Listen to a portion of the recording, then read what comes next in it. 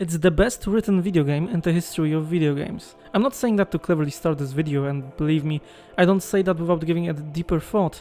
It's a statement that was in my mind after the first couple of hours that I spent with this game, and that didn't evaporate until the very end of the experience. A controversial one, I'm aware of that, yet still, I wholeheartedly believe that it's true. In this video, I will try to present a case for it, with arguments and examples. Let's critique and commentate on Disco Elysium, the final cut.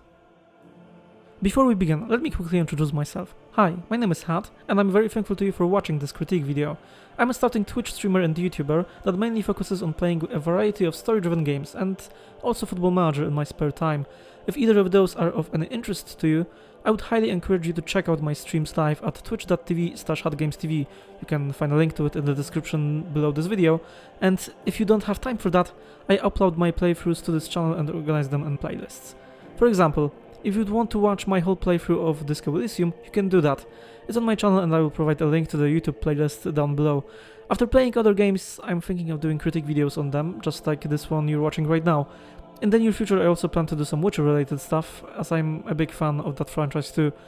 If you like this kind of content, I urge you to subscribe, but without further ado, let's get to the video.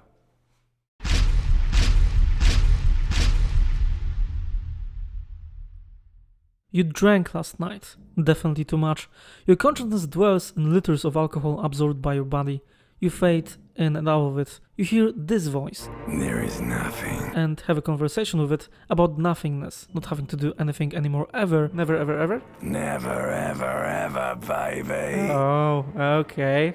And ex-wives. After a while, this unpleasant sound creeps into your mind. Fiery streak penetrates your skull, Oh trying no. to force your eyes open.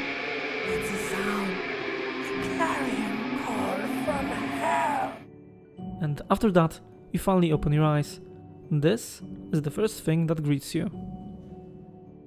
That's how Disco Elysium starts. Right away, you're greeted with incredible writing, unparalleled atmosphere that's built up both by phenomenal ambient music and voice acting, with ironic humor sprinkled on top of it all. It's a great representation of what awaits you further, and also of what this game is as a whole. A piece of art that dances its way between two, or maybe even three mediums: video games, books, and, as weird as it sounds, radio theater performances.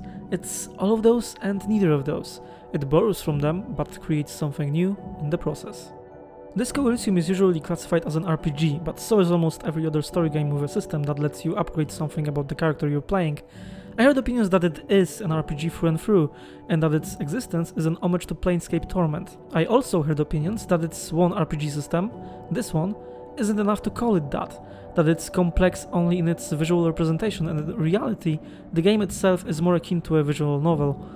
I don't want to get into the discussion about how we classify video games and if our definitions of genres are fallible or not. I just want to point out how difficult it is to pigeonhole something that is as original as this. By the way, this critique will have spoilers in it. In its heart, Disco Elysium is primarily a story game, and as such, said story is its most important component. I can't talk about it if I wouldn't be able to mention key parts of the plot, the ones that made me laugh out loud, multiple. Yeah, like a fucking volcano. Yeah. Fucking pathetic. Multiple. Oh shit. Ambrosius Gusto. Multiple. Yeah, sure, why not? Fuck it. Start taking off your clothes, you need to connect. Excuse me, what are you doing? Multiple. Should we get out of here before the vortex collapses? Interesting. Multiple. Could he be a member of the homosexual underground? What the fuck? Multiple. I killed your dad. Holy shit, what the fuck?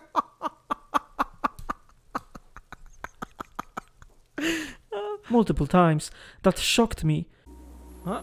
What the fuck? What the fuck? And that finally even brought me to tears. Ah, holy shit. So consider yourself warned. Although, in fairness, if you clicked on this video, you really should expect that just by the title itself, shouldn't you? And also, did you notice that montage from a few seconds ago? It visually represents the most important thing about Disco Elysium as a whole. The biggest reason that I streamed it, recorded it, written the script to this critique video about it that I'm now reading, and finally, that I montaged all of it into existence. It's a simple concept to understand and a difficult one to describe. I debated on what should I call it, but eventually gave up and just went with multilayeredness. I'm sorry about that. It has a couple of different meanings regarding this game that I will hope to unpack in this video, but essentially what hides behind it is the fact that I laughed, I debated ethics, I debated politics, I felt sorry, then I laughed again, and then I cried, often in the span of seconds between each other. I felt all of those emotions. And you know what's the best part about it? Most of the time I didn't realize how quickly my mood changed. Have you ever killed anyone? Yes. He says, declining to elaborate. How do you handle the strain?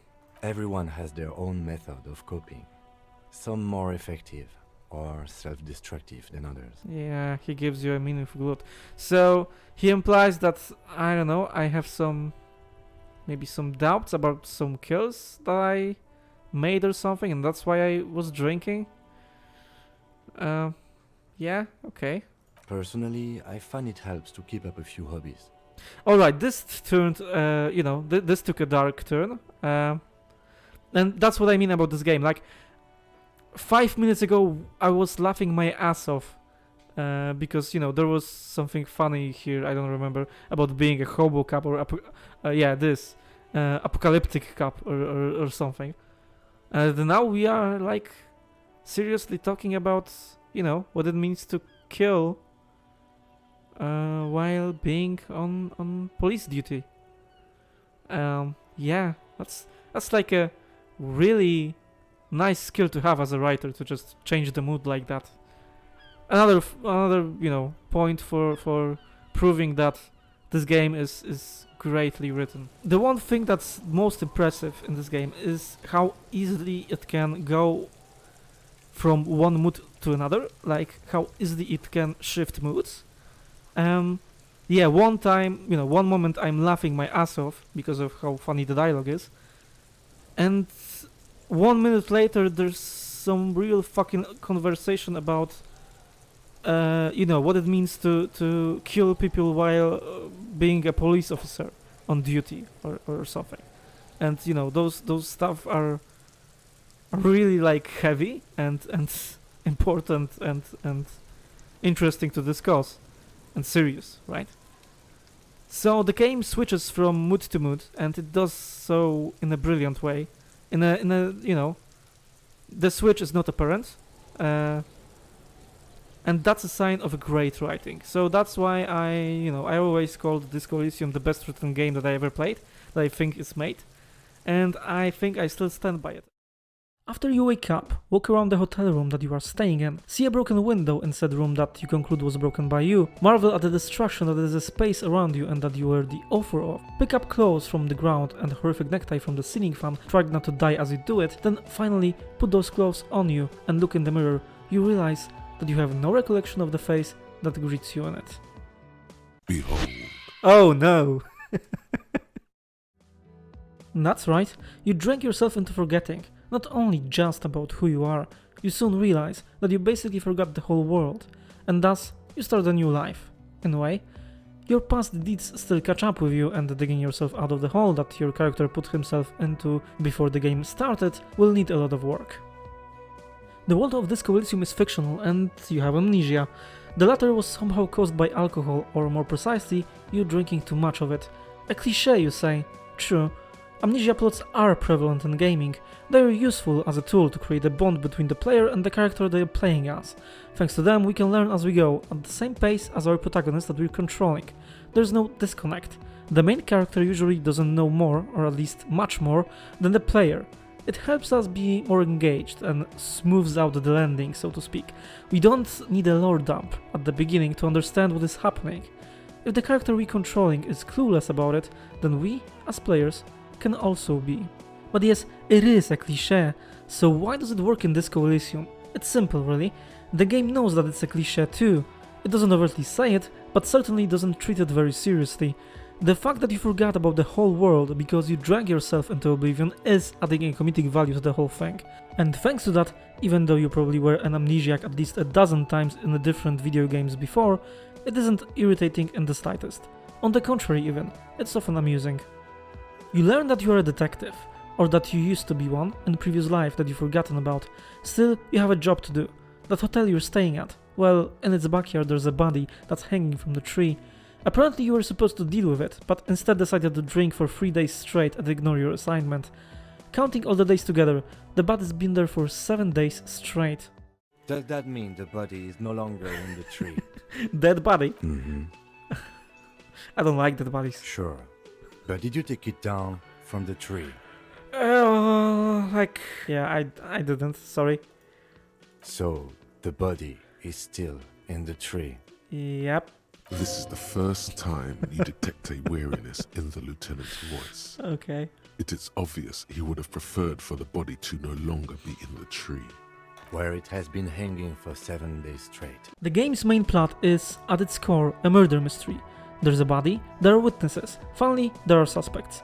It's your job to solve the case, but the whole world and all of the circumstances are working against you, at least at the beginning.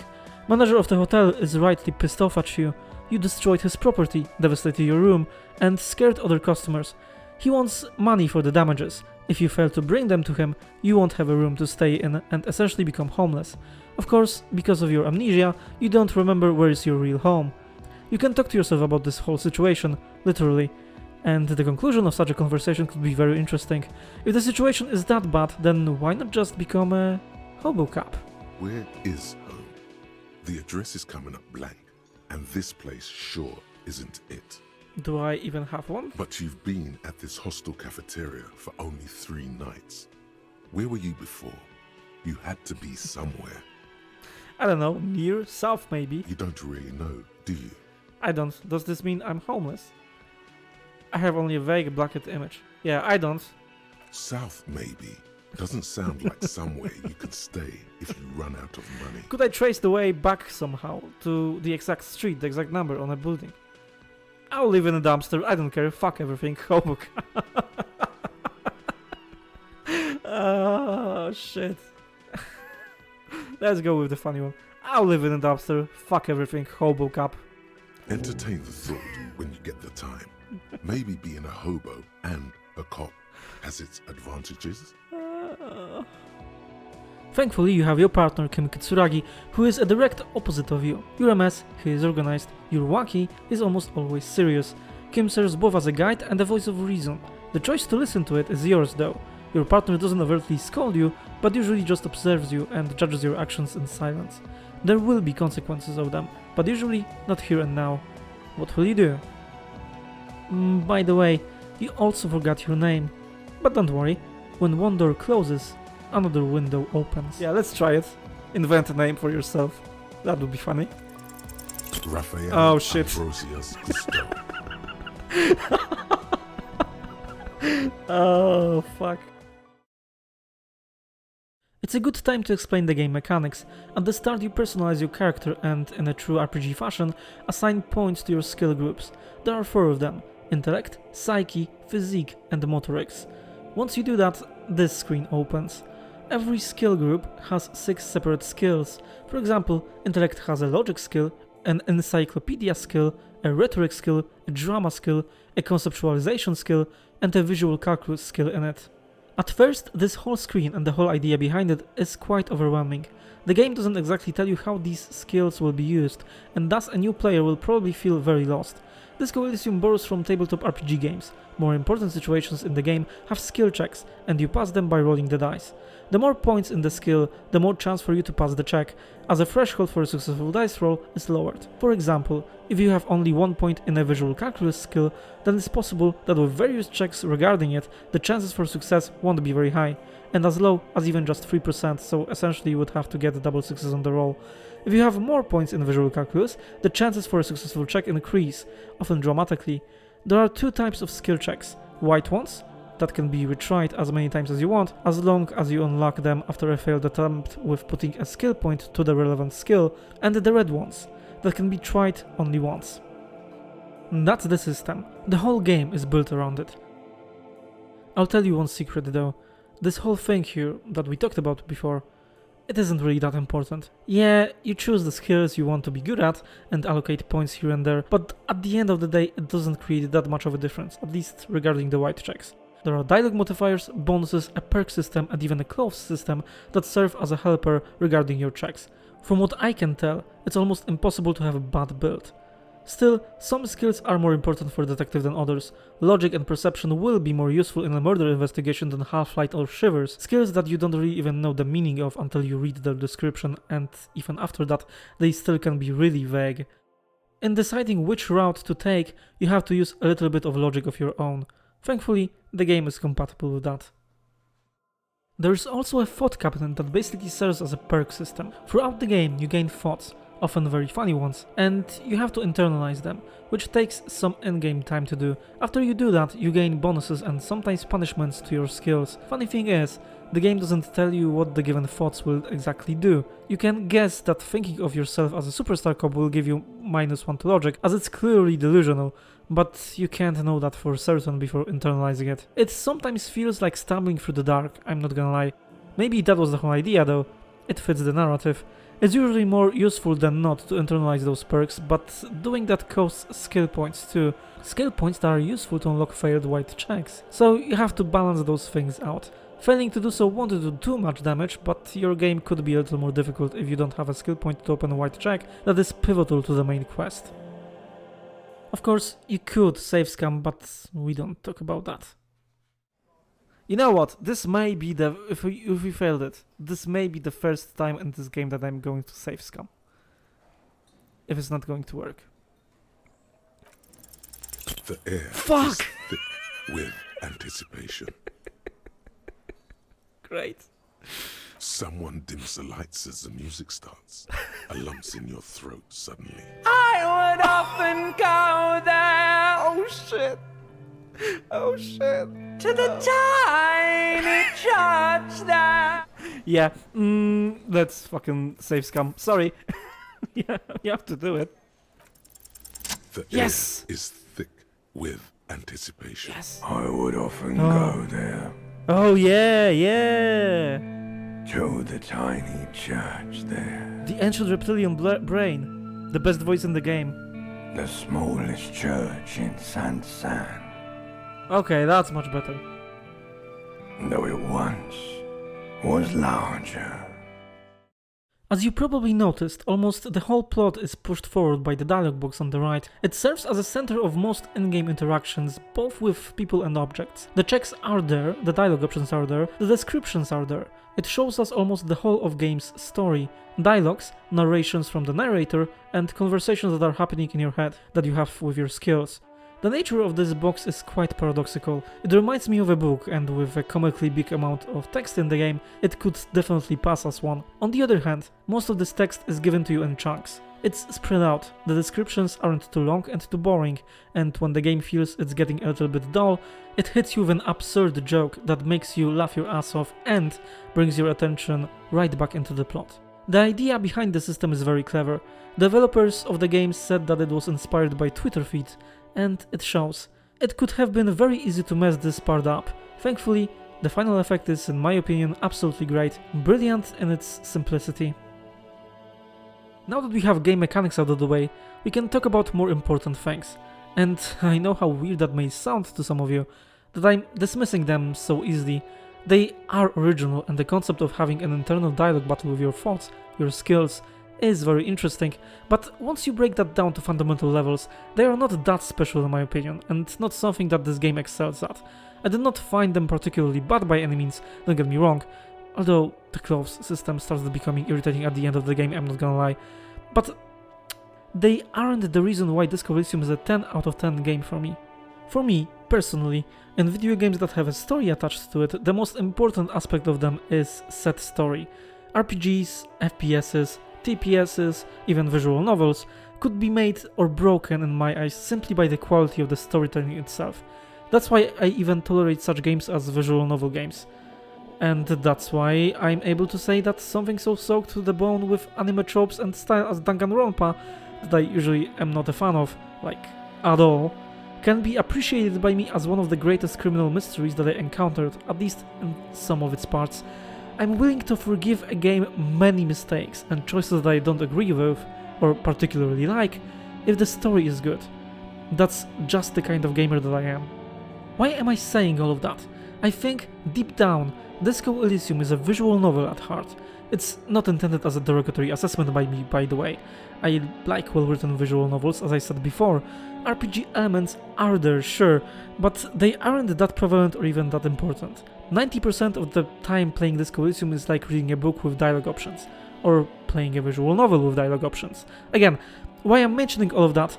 Because I want to outline the importance of the writing, the importance of its quality. If the writing in some other games is bad, then it can always fall back on some interesting and well-made gameplay. Disco Elysium didn't have that luxury. If the writing sucked, then the whole game would be basically unplayable. The animations of Disco Elysium can be junky, the RPG system can be just a clever illusion, and the clothes system can be irritating the longer you're dealing with it. But great writing renders all of that irrelevant. All of the flaws, and even some bugs that I found that are still there more than 2 years after the game's initial release, are completely devoid of significance. We don't care about them. Why? Because masterful writing covers all of that. In the beginning of this critique, I said that it's the best written video game in the history of video games. I believe I provided earlier some evidence for that. Let me drive this point home. It's natural that the best written video game in the history of video games would have the best written dialogue in the history of video games dialogues. We're just stepping into heavy spoiler zone here, so this is my last warning to you. If you want to experience the best piece of content that Disco Elysium has to offer for yourself, go play the game now and return to this video after you do that. If you already played Disco Elysium or just don't really care, here we go. I will give you now 5 different examples of how Disco Elysium masterfully plays with your emotions. All of them. We will divide it into 5 categories. Scenes that are written to make you laugh, scenes that are written to make you debate politics, scenes that are written to make you debate ethics, scenes that are written to make you melancholic and thoughtful, and finally, scenes that are written to make you cry. I played this game on my Twitch channel and I saved all the footage, so thankfully I have plenty of material to choose from. This is also a reminder and shameless plug of my channel. If you'd like to watch this whole playthrough, you could do so right here on my YouTube. Full VODs are here, and I will provide a link in the description below to my Disco Elysium Let's Play playlist. Category number 1. Scenes that are written to make you laugh. Here you go. You feel nothing. If anything, it's uncomfortably warm in here. Start taking off your clothes, you need to connect, and if you don't...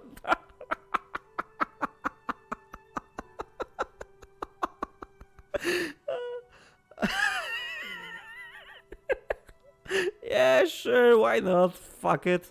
Start taking off your clothes, you need to connect. Excuse me, what are you doing? The dice maker stares at you. Why you start to fuss with your pants? Officer!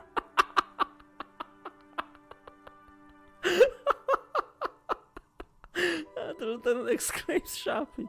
The zipper, it's stuck! Is it just me? Or is it hot in there, in here? Oh shit, I'm trying to lower my body temperature. It's part of this special technique I have. Never mind, that was a terrible idea. Do up your pants, yeah. It is fucking terrible idea, man.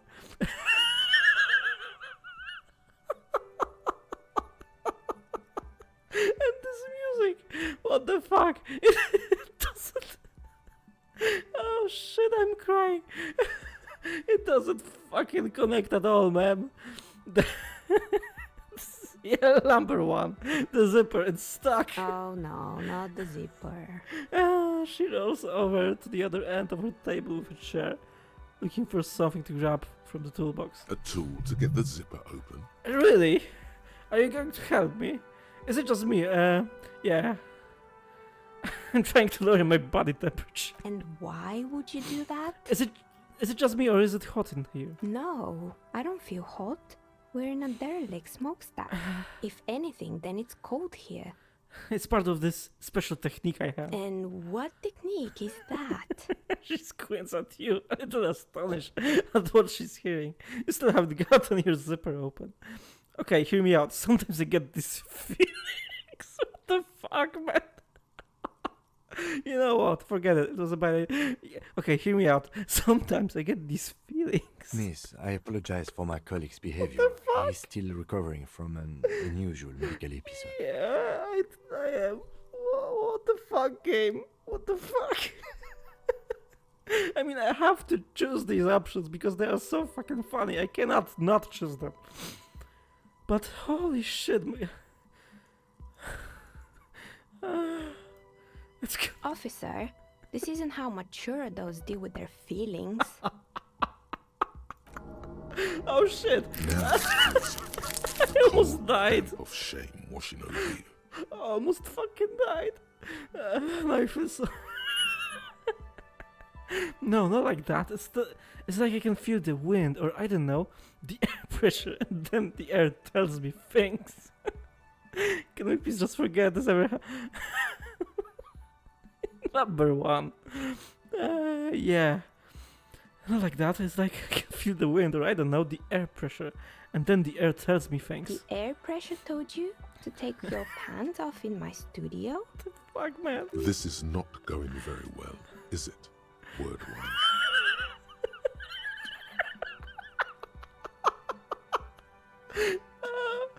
Rhetoric. No, I'm not explaining this very well. Yeah, exactly. Can you please Oh, employ shit. this special technique somewhere else? I work here and my work requires concentration. Half-naked people don't help with that. She turns away so that you can zip up your pants again. Shit, I chose the wrong option here. I didn't mean to choose the second one. No, well, whatever, man. Holy shit! Holy fuck! I didn't expect that to happen. Holy fuck! I didn't laugh like that. I mean, I laughed like that in this game already, but well, that was like it wasn't that funny, but I laughed, you know, like a maniac because it was just shocking. Like what the fuck, game? I didn't expect that to happen, man. Holy fuck! I'm glad we failed this check because I haven't laughed like that. It wasn't, you know, the act of it itself was kind of creepy, right? The old man is taking his pants off, and yeah, it's not great, but also it was so shocking and so not like, so like, what the fuck moment, like what the fuck game? It was so random. Then yeah, it was funny as fuck. Oh, I think I cried from laughter at that one moment. Like, holy shit. This game is insane, man. Category number 2. Scenes that are written to make you debate politics. So he's basically a mob boss. And...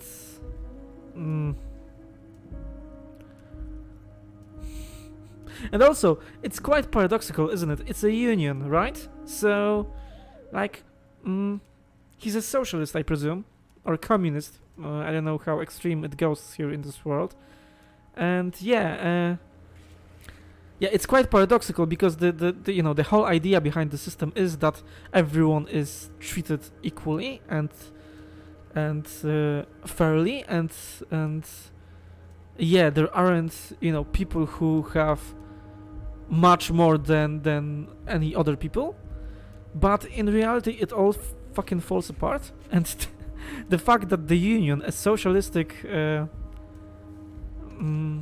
how do I say it, a socialistic entity, has this guy running it, it kind of fits, you know, because communism in its or socialism is in its core idea was about bringing all the people to, you know, similar standard of living. And we see right here that he resembles more of a like a capitalist person, or you know, this big guy, this mob boss who has his positions thanks to exploiting others' weaknesses and such. So yeah, he resembles more of a like ruthless capitalist, even though he's the boss of the socialistic entity. So that's paradoxical in its nature, but also it's true in historical context. So it's very intelligently written. Category number 3, scenes that are written to make you debate ethics. Either way, they're just kids still. They're fucking annoying kids. But I don't want to, get in a squabble with them or something.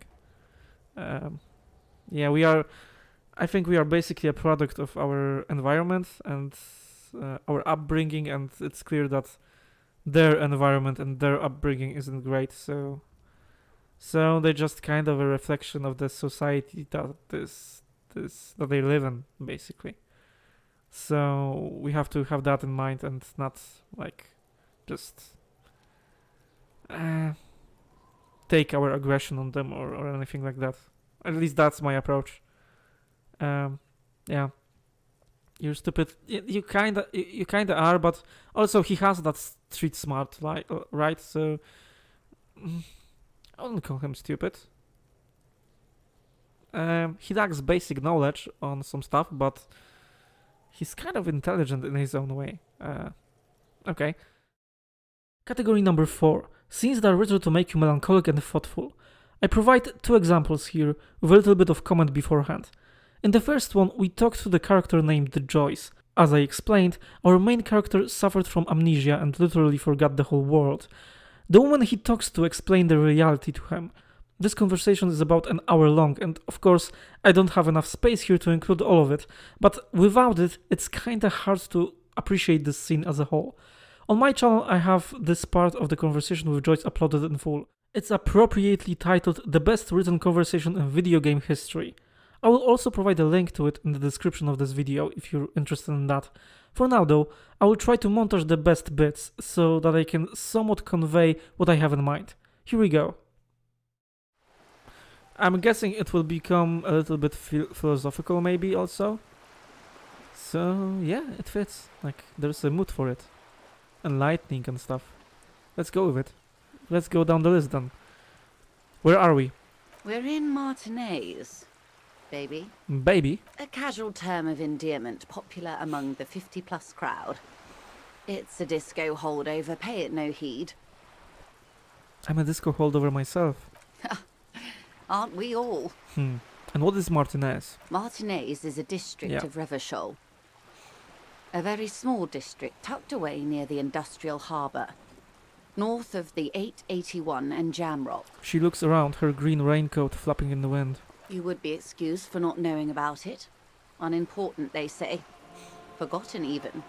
Shelled to smithereens during the Revolution. She shrugs. It has its charms, just not this time of year. Look at the sea. Silence. She lowers her hand. The water, the light. It's as though you're seeing it for the first time. Okay, it turned poetic, didn't it? And I like that. Again, another mood change. Not a swift mood change, but I believe I laughed in this conversation alone, maybe 5 minutes ago. So yeah, now we're kind of turning serious and poetic. And philosophical, just like I predicted. Let's continue. There is no recognition, only the immensity of the sea and the cold radiating from it. Where are we? We are where we are. I have no truer answer to give, unfortunately. She watches you closely as you scan the horizon. What times are these? These are unimportant times, Detective. She puts her finger to her lips and points at You you. and I were born after the dust had settled. 1,000th of a second too late. Too late for what? For the big time.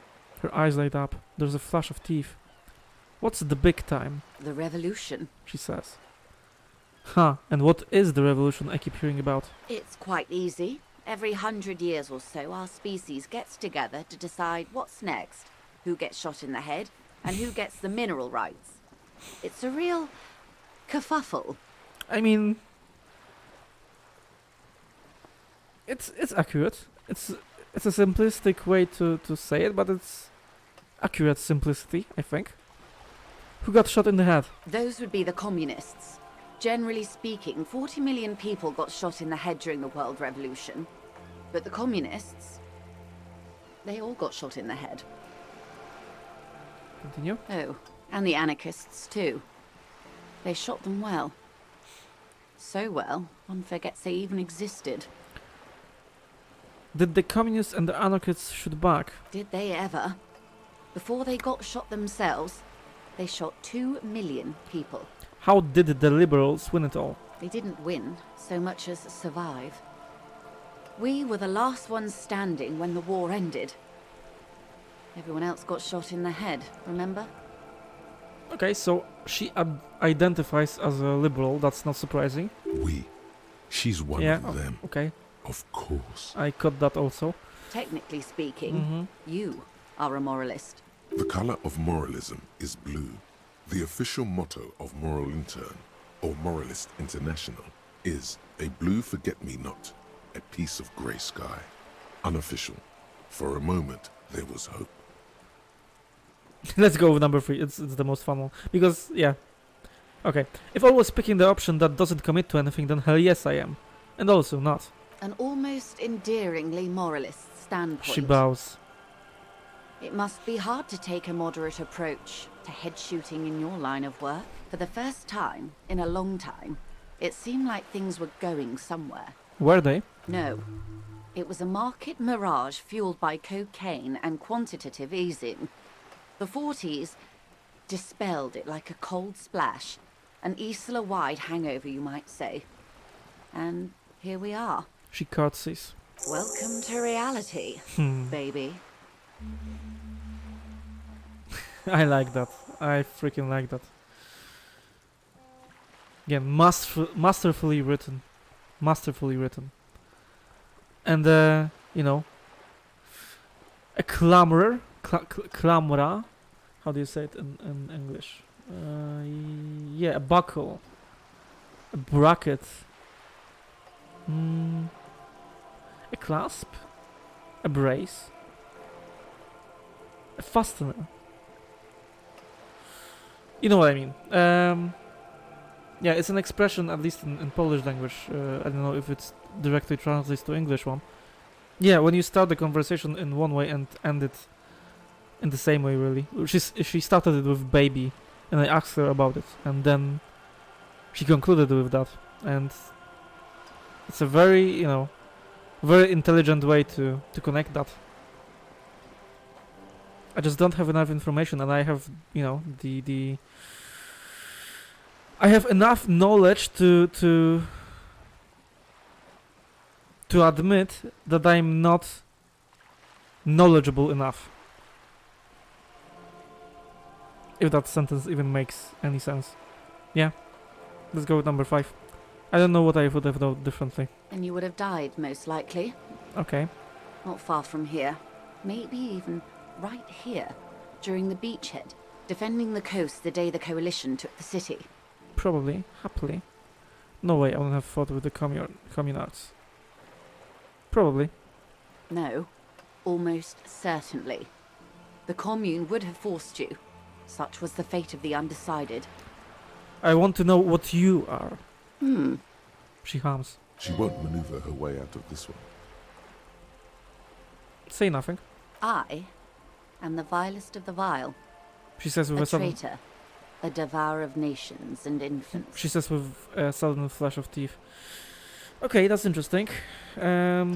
This quote reminds me of Oppenheimer.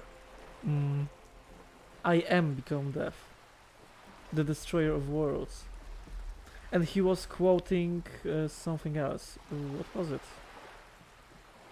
Yeah, it is a line from the Bhagavad Gita, but also the most misunderstood. I am an ultra. Liberal. She raises the corner of her mouth, smirking, revealing a canine. Wait, what's an ultra? Dios mio, Joey Cross, a liberal. I mean, cool. I liberate pretty hard myself, and understand what's so violent about that.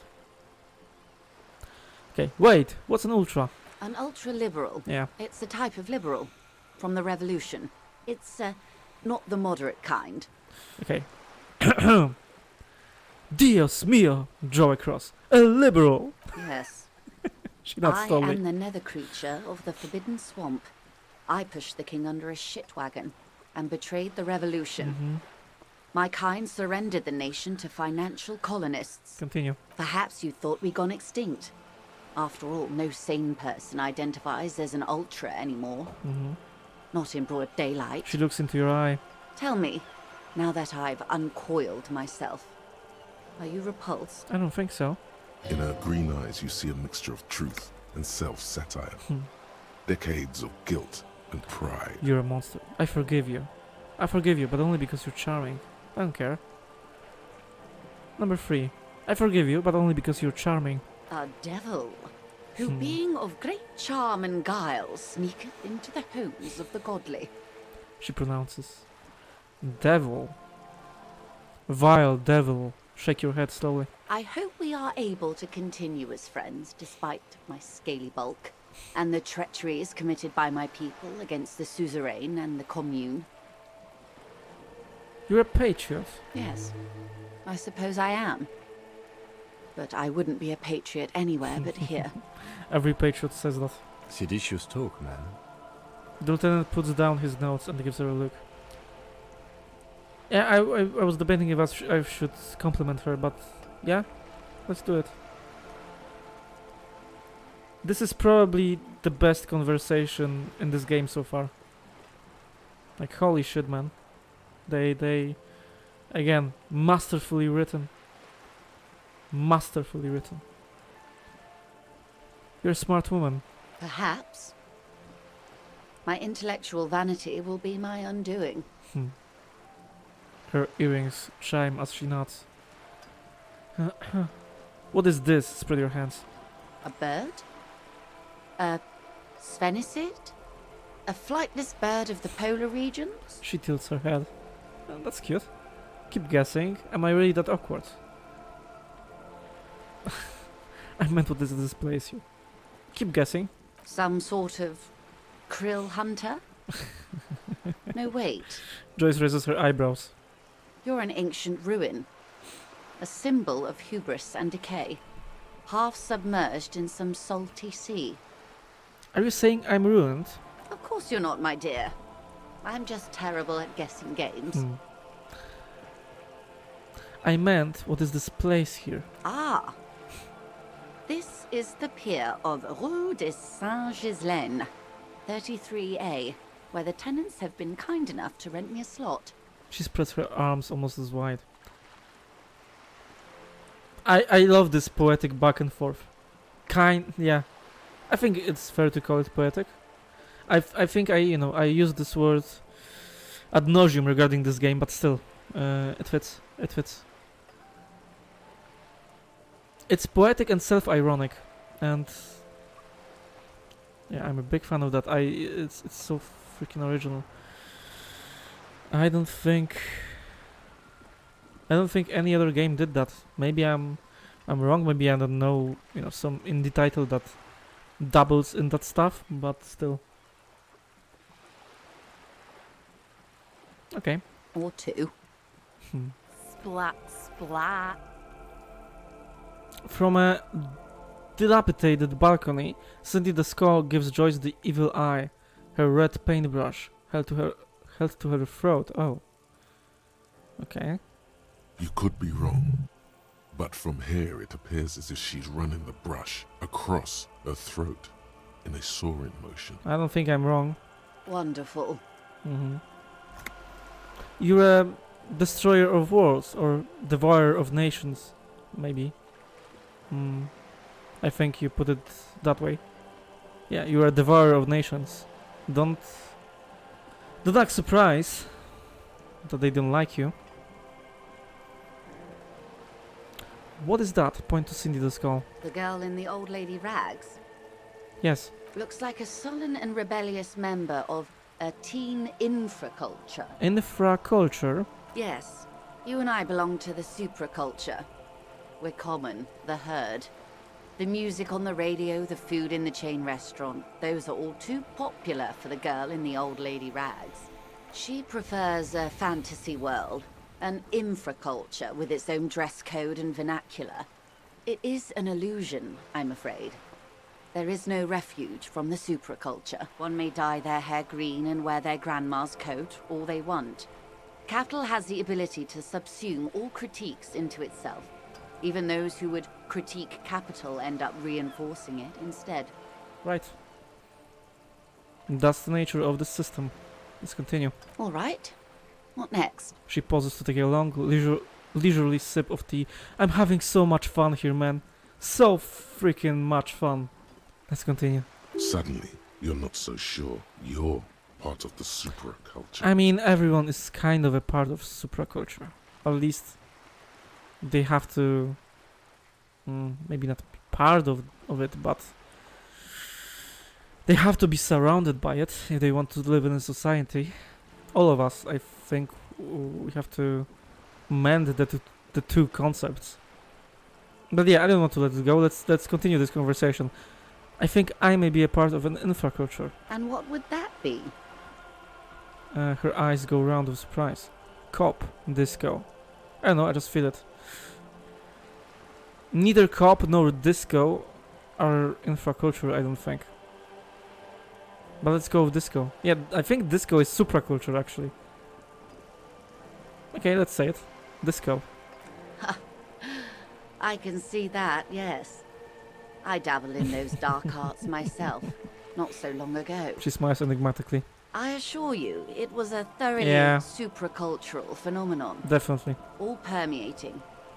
Downright mandatory. Nothing infra about disco, baby. I like that she adds baby to some of those summary sentences. You seem rich. Can I have some money? Yeah, okay. You're poor. Poor as balls. You can't ask this person for money. You're too... Ashamed? I'm not ashamed. What is this feeling? I've never felt it before. I'm a goddamn working man. I'm not ashamed to shake this leash for some dough. That's a communist answer, I believe. Or, you know, close to it. As I should be, for even considering it. This is a woman and I'm a man. Okay, this is a chauvinistic answer. Yes, I should make my own goddamn money by now. Let's ask. Ashamed? Yes. You're too ashamed to ask this person for money. Too scared to belittle yourself in her eyes. Those half-precious stones of Odinel. To be honest, I'm not.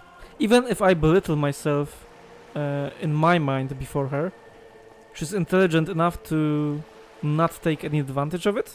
At least I think so. Not overtly. I wouldn't think that after this conversation we had, she would like mock me or something. Maybe she will refuse, just, you know. But it will be in a like civilized and respectful manner. So, as I was saying, if there's any way I may be of assistance, please don't hesitate to ask. Her voice breaks the silence, and suddenly you're back again. Nearby, a seagull pecks at the piece of garbage. Volition. Say it. Can I have some money? 42%. Heard of billions. Let's try it. Can I have some money? Voila, you're doing it. You seem rich. Can I have some money? Why, yes, I am rich. How much money do you need? Hopefully not too much. I couldn't bring all of it with me. She's surprisingly nonchalant about this. Just as I thought. Could it be that she somehow knows more about your predicament? That she's letting Maybe. Also, that's also a possibility. I would like 0.1 cents. I need 1 real. I need 30 real. I need 70 real. I need 10,000 real. I need 1 billion real. I won't get that 10,000. I won't get 1 billion. Let's go with 70. I need 70 real. That's a reasonable sum. Not too small, not fantastically large. She reaches into her raincoat and pulls out the zip bag. In it, you see paper notes arranged like black girls. She removes a few notes and hands them to you. The paper is cold, Holy shit. and oily to the touch. Okay, we've got money now. Great. That's fucking great. Continue. There must be about 200 real in that zip bag.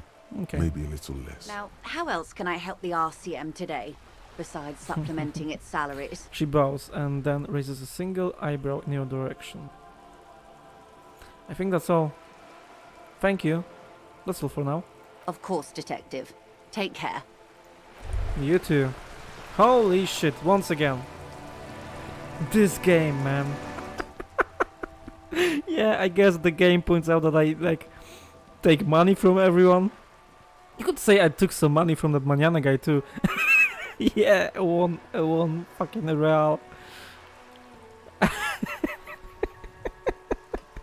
You see what I mean? Like, this was the most beautifully written conversation and poetic one that we had in this whole game. Like the best written conversation ever.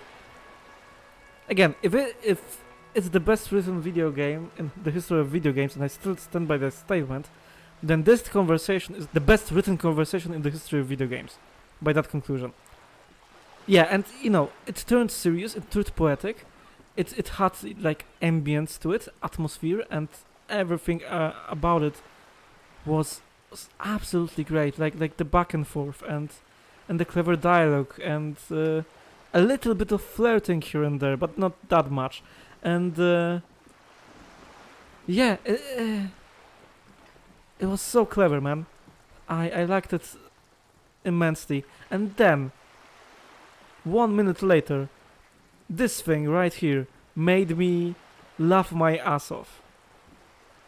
Like, holy shit, that's an art. You know how hard it is to do something like this when you write stuff,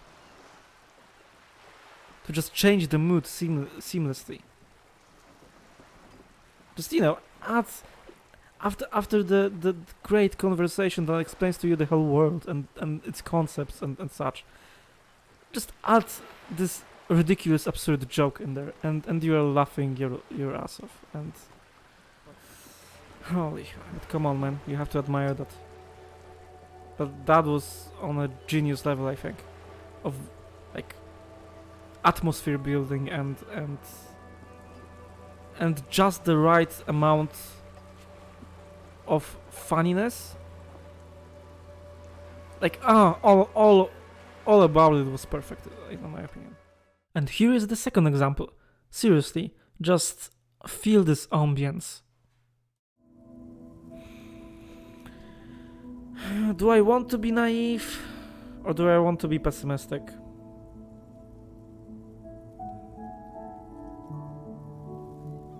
You know what? This great music just started playing once again. This gently ambient music. And I think it gives me hope. I do. Yeah, let's go with number one. Let's be naive. Fuck it.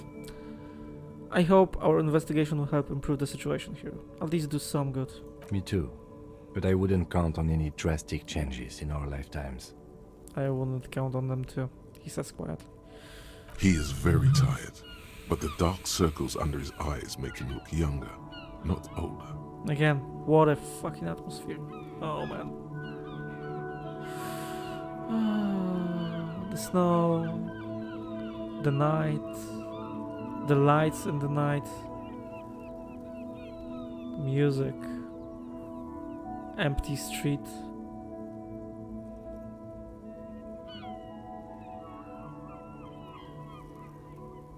The seagulls in the background.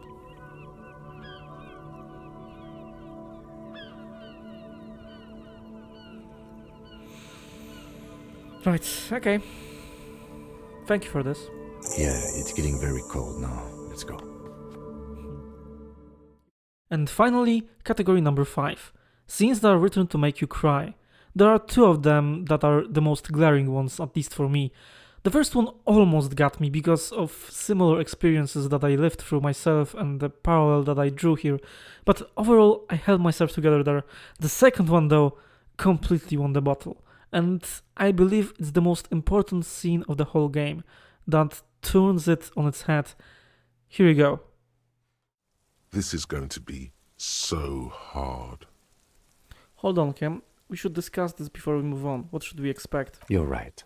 Let's talk this through. He looks at the apartment door and lowers his voice a bit. You hear light footsteps passing by the door and some folk music playing on the radio.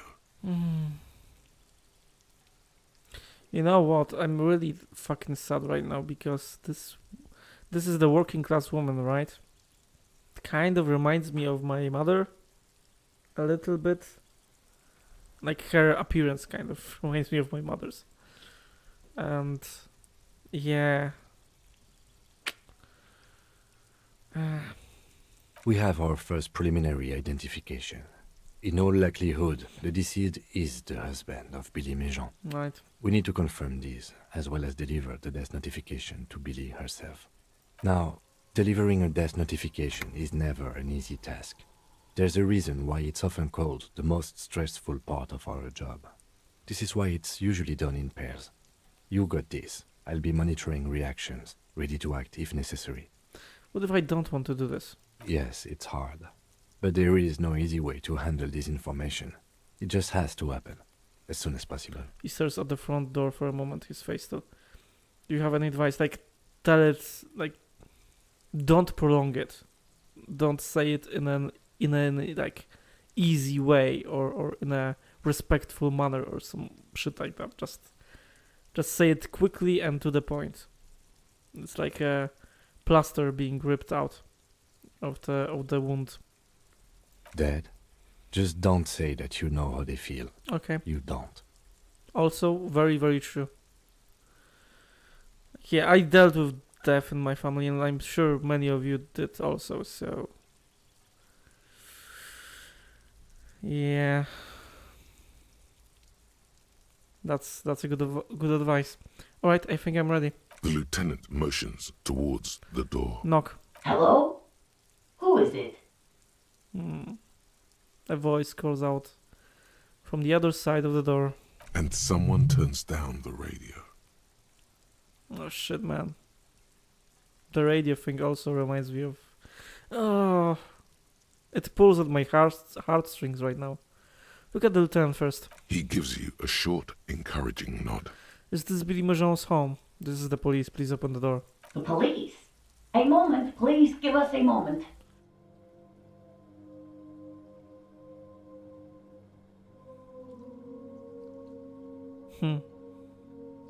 Listen to that music. The clock is ticking away with an odd cheerfulness. Its ticking makes you anxious, rings hollow in the room. And now there is no music at all right now. It's quiet, and you only hear the clock. I don't know if you noticed that, but when something like very, very painful like that is happening, you always notice the clock. Or something to that effect. The clock is the most noticeable. Okay, now the music is back. The clock is most noticeable.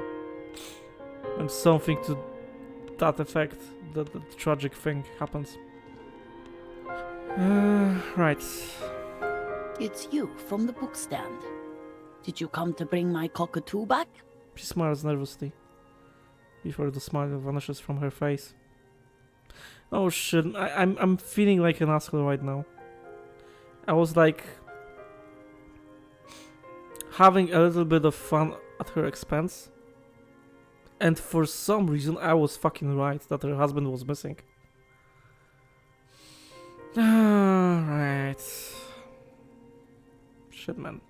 I don't think I introduced myself properly. Yeah. I'm Billy. Would you like something to drink? Is this about Victor, my husband? Yes. Is he in some kind of trouble again? I can come pick him up in the station if that's what. She stops, her eyes trying to read answers from your face. Damn, man.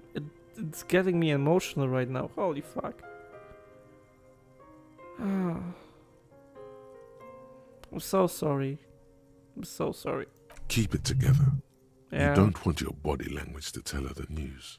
Yeah. Sorry, I'm rambling. It's just that Victor often gets into all kinds of trouble. So, How can I help you? She shakes her head and tries to laugh it off. How about some small talk before No. we break the news? No. No, this is the worst thing that you can do. The worst fucking thing that you can do. Definitely no Yeah. small talk. Yeah. This isn't the time or place. So have you been? No. How have you been? Absolutely not. I noticed you were... Nope. Definitely not.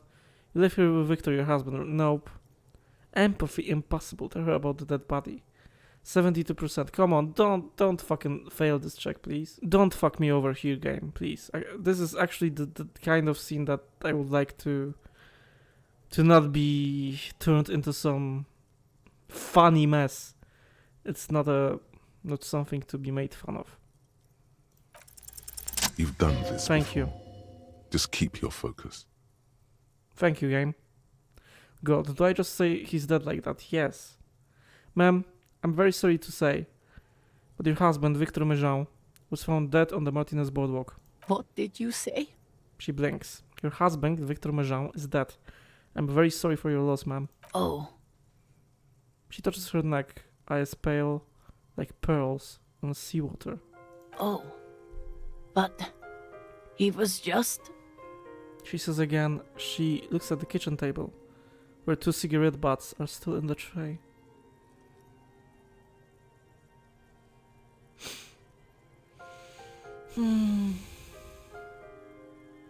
Again, masterfully written scene right here.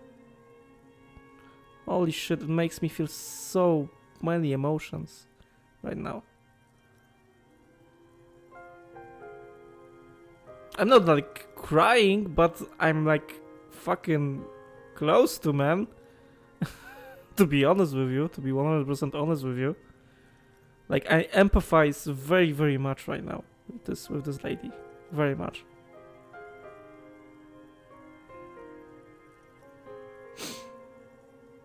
Sad shit, man. Fucking sad shit. But he was just here. Alive. Yeah.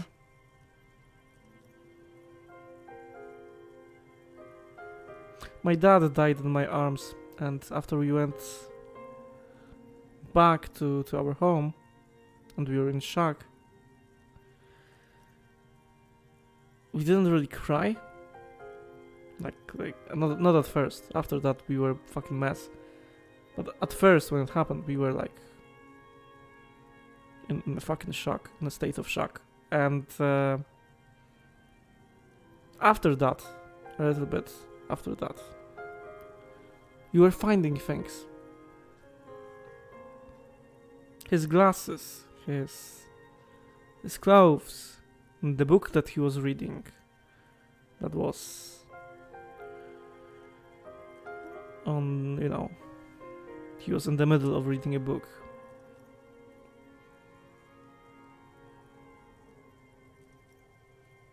Yeah, it's so fucking hard, man. It's a hard shit to get through.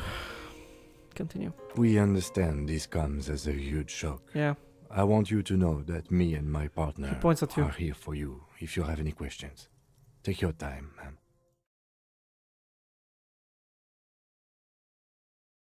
Shashkim, do you hear that? What? What are you talking about? Is this really us? The old man's voice drowns in a sudden gust of wind. Your skin crawls. What the hell, man?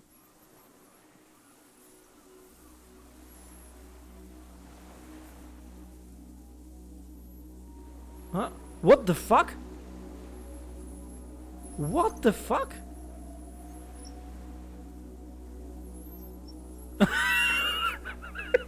A delicate tangle of arms and legs unfolds from What? the reeds, limb by limb, to then just stand there, moving its scythe-like arms in ghostly silence. Insulindian Phasmid? Holy shit, what? Holy shit, oh.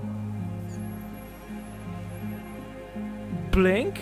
It's still there, an unfolding mechanism of reed-like chitin, hovering in place. Okay, I didn't expect that. What the fuck, man? What is that? Point to it. What are you talking about? The old man looks at the reeds, then at you. The giant stick insect? There's nothing there. He looks confused. Okay, so I'm imagining it. The stick insect is over 3 meters tall. It looks straight at you with its tiny pinprick eyes and its grotesquely small head. Okay. You feel your legs shaking under you and your gun hand rise instinctively. There is a... I've finally gone insane. You feel the lieutenant's hand on your back, and then you hear him say 4 words. I can see it. He can see it. Holy shit. What a scene, man. Thank God. If he can see, then you're not insane. But that means it's really there, spinning slowly, in absolute silence. Its limbs long and slender. Yeah, I'm not caring about you, fuckhead. What the hell, man? Holy shit. Holy shit. Be very, very careful. The lieutenant whispers, then takes a step towards the giant amphipod. If you could see my face right now, like my jaw is open. It's on the floor. The creature stands on long stilt-like legs, antennae hanging from its head like a woman's hair, white and curled at the tips. It is no more than 5 steps away from you. Reed-like tufts stick out of its joints. As the insect moves its forearms, it produces a faint hiss, like a reel-to-reel machine spinning after the tape breaks. Holy fuck. Whisper, this is the Insulinian phasmid. It is. The lieutenant whispers back to you. You hear the familiar ring of his jacket zipping slowly, painstakingly so. Yeah, he has a camera, right? You glance over your shoulder. The lieutenant holds a piece of milled aluminium. He begins to pull it open Yes. extremely carefully. It's the camera. Yeah, he had one more ampule. Say something to it quietly, something like...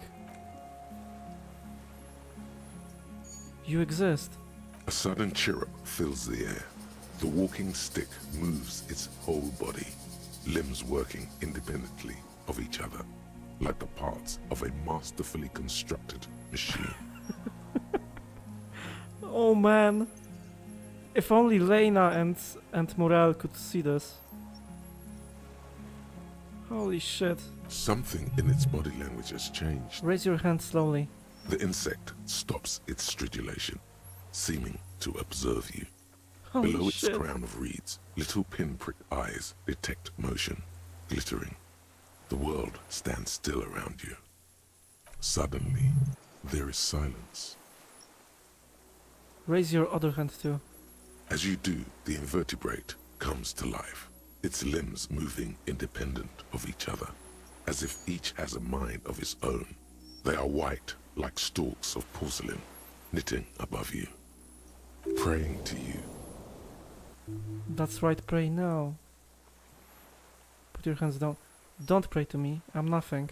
The reed creature does not stop its stridulations. It towers above you, parting the reeds it emerged from. Tuft-like structures still rustle on its joints. And this music fits so perfectly here. It's so beautiful. Stand on your tiptoes and look more closely. You were right. Little bubbles form on the mouth parts of the creature, on its segmented lower lip. It looks to be foaming, slowly. The foam is white, then yellowish. The faintest smell like you've never felt before, like burnt roses. I exist. Holy shit! I am the detective. So am I. I was born to detect sucrose rewards and semiochemicals. What were you born to detect? Also I was born to detect you. Yes. No one detected me for such a long, long time. For thousands of years. I dithered, out of sight. Trapped myself in greenery.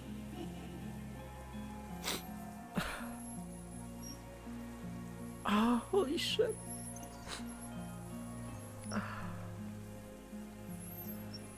actually crying right now, man. I don't know why, like the combination of the music and its voice and the whole situation like made me incredibly emotional. Like I think it's also, you know, Lena and Morel. The fact that they basically sacrifice their whole lives to and the symbolism of it. I will explain you later what I mean, but because I have to gather my thoughts. Like the symbolism of this is so great. So fucking great, man.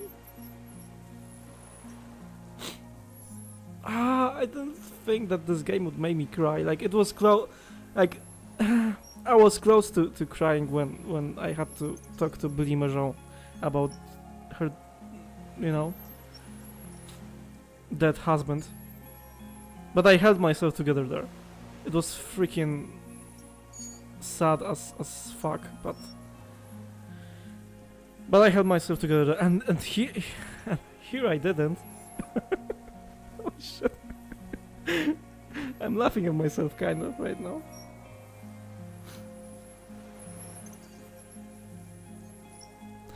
I think what hits me most about it is what the scenes represent, what it symbolizes.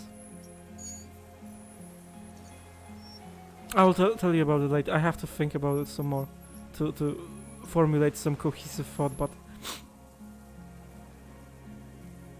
holy shit, man. This is my masterpiece. No one believed I exist. Almost no one. Until you came, detective. Dripping of blood that smells like strawberries. Across the calm sea. The first in 1,000. For the last 350 years, I have hidden in plain sight. Masquerading as the reeds, I have stayed hidden through 4 forms of government and 2 scientific revolutions, until I was accidentally discovered by a detective of the citizen militia in Rebelshaw, district of Martinez, March 51. Ah, shit. Holy shit. Why the fuck am I having this kind of reaction right now to this scene? I don't know, man. I just have. I have already forgotten the whole world once, when I drank too much. So it is already happening. Soon, one of you will close your eyes and open them to see that none of this ever existed. Kim, am I having a violent epileptic seizure? It doesn't look like that, no. What does it look like? You're just staring at it. He whispers. Then, I think I'm having a vision about the final fate of mankind. Okay. Is it somehow related to the case? The case is meaningless compared to this. Love nervously. I have totally transcended the case, yeah. I think we should take the picture, and then you should back away from the unstudied species. No, I don't want to. But I have to. I have to say goodbye now. I have no more thoughts. That was all. No, there is one more. No, there are no more. Of all the creatures I've met, you are the kindest. Of all the creatures I've met, you are the scariest. Of all the creatures I've met, you are the most beautiful. Thank you. I also have one more thing to say to you before you go. That woman, turn from the ruin. Turn and go forward. For freedom. That was my advice to Harry too. Yeah, I can't, I will try. I will. She was hell on earth. It doesn't take a 3-meter stick insect to tell you that. Whisper. Okay, Kim. Take the picture. Okay. With a slow ring of metal, the lieutenant slides the lens open and raises it to eye level. There is no change in the insect's motion while it's being aimed by the camera. It remains fixated on you. In 3. If it moves, you jump back. I'll shoot. Here we go. 3, 2, 1. The lieutenant whispers. His voice is tense. The shrill flash of the camera cuts the air like the blade of a sword. Look at that! The phasmid freezes in its bright light. Head turned toward the lieutenant, hypnotized by the flash. It stands frozen before you. Look at that! What a beautiful picture! Like, it's a painting, dude. What a beautiful art. You know what? I mean, it's a painting. You know what I will do? I will probably, like, try to look for this painting online. I'm sure someone has made it. Maybe on like Displayed or some shit. Yeah, I will buy this fucking picture, man. And I will have it in my room. I got it. You hear the lieutenant whisper as the creature's shape develops onto photo paper in his hand. A polychrome ghost of white streaks against the reeds and the sky, and you as a shadow before it.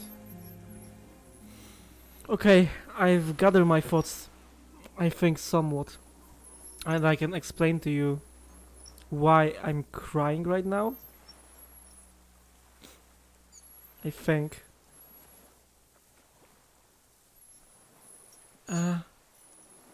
You see what this painting symbolizes, right? It effectively tells you to... How do I say it? I'm having trouble putting it into words.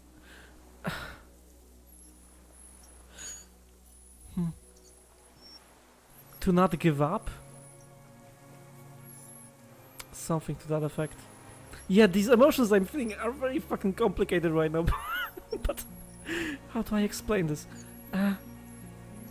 It tells you to not be arrogant enough to rule out the impossible. It tells you that the impossible could always happen.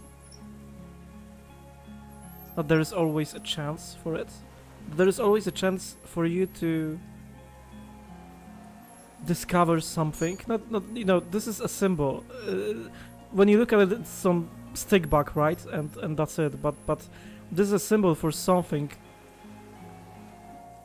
For you to not only achieve, but to grasp. Yeah, something like that. I'm still having trouble, like expressing it in a cohesive manner, but there is always something to strive for. That's what Lena and Morel did. In all their silliness, that they were right, effectively. They were fucking right. But there's always a chance to achieve impossible. I think that's the meaning behind this painting. I will get it, man. I will get it, and I will have it in my fucking room. It's probably the most beautiful moment in my, like, in any game I played. Yeah. The impossible is always... You can always try to reach for it. That's the meaning. We got it. Back off. Another shudder pulses through the creature's limbs. It Holy jolts shit. back to life, like a record continuing where it left off, in a swaying, praying motion. Even the small black pearls of its eyes do not stray from you. Like, this is the most important thing in this game, I think. The most important scene. Yeah, no matter the hardships that you endure in your life, and I did endure some. Maybe that's also the part of why I was like so emotional towards the scene. No matter the hardship, there is something. There is always something to strive for. There is always some meaning that you can discover. Thank you for going on this tangent with me, and yeah, forgive me for being kind of a mess right now. Holy fuck. Disengage slowly, leave. Goodbye. As you're turning away, the phasmid mirrors your movements, stepping on the water, the long limbs carrying its feather weight without breaking its surface.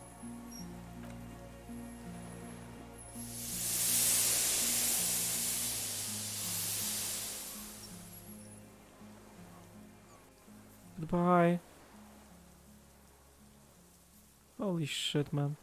And just like that, it's gone. I'm still not over this scene with the phasmid. Holy fuck, man. What a beautiful scene. I think it was the most beautiful scene in all of gaming for me. Like, I try to think of something. Some scenes from The Witcher 3 come to mind. But I still think this is the most beautiful scene I ever witnessed in video game history. Dude, we should mail the photo to Lena and Morel. Or like, I don't know, tell them immediately what the fuck we found. Holy shit. They would be so happy. They would be so happy. I'm starting to get emotional a little right now. Again. Yeah, again. It's all of this symbolism, that's what made me emotional. Like, I know it's kind of stupid, right? But I have to explain myself. All of the symbols that I explained later, that's what made me emotional. The thought of looking for something even after you experience something tragic, which I can relate to, it's also made me emotional. But also thinking about Lena and Morel, them being ridiculed all their lives and made fun of, and to discover that they were right all along. On top of that, like, holy shit, man. What a beautiful writing. What an unbelievably beautiful writing. Holy fuck. What a beautiful writing. Suddenly, the murder investigation became secondary.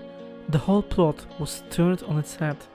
Meeting the Insulian phasmid was the most beautiful experience that I had playing video games. Period. Sure, there are other ones. For me, some of the Witcher 3 ones come to mind, but if I had to pick the best one, the best scene, the most impactful one, then this is it. I even got a fucking display of it. After a couple of days it fell down from my wall and the sticker didn't stick anymore, so I have to figure out what to do about that, but still, I have it. And I almost never collect any collector's items from video games. That's how big of an impact this scene had on me. I have my own interpretation of it, which boils down to there's always a chance for the impossible to happen.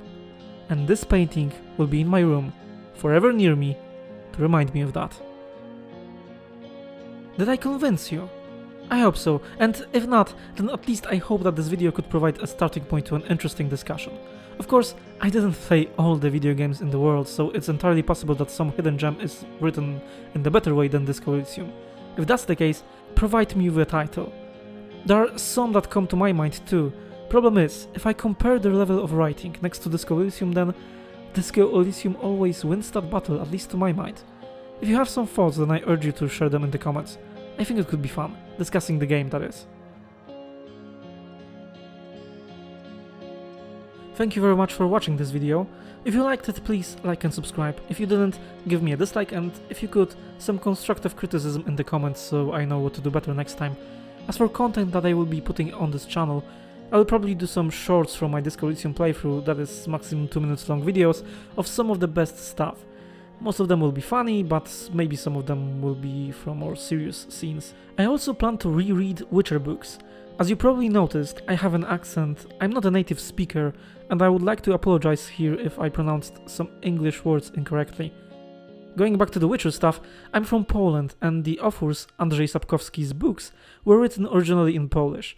I plan to do a Let's Read series on my channel at some point, going through the books chapter by chapter, as in one chapter, one video. I will read it in original Polish language myself, but then of course summarize it and make the video about the specific chapters in English. I heard there are some translation quirks, so maybe it could be interesting to also discuss that. If any of that stuff sounds remotely interesting to you, you could click the notification bell near the subscribe button so you won't miss any of my videos. Oh, and I also play Football Manager 2022 on my Twitch channel. For right now, I will be streaming on Tuesdays, Wednesdays and Thursdays at around 9 PM CT, although the schedule is subject to change. I have some personal stuff in my life to deal with regarding my job and such, and thus the streaming times could be a little bit hazy for now.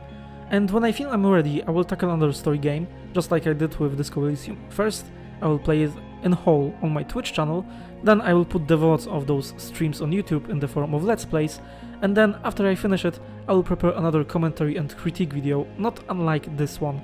As for the next story game that I'm planning to play, I thought about Detroit Become Human. I played Disco Elysium with a Twitch integration that allowed viewers to essentially play the game with me, voting on dialogue options and impacting my role chances.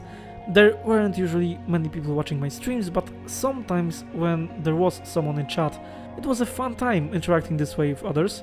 I'm thinking about playing Detroit because, from what I know, there is a similar extension for that game that would let viewers vote on the dialogue options.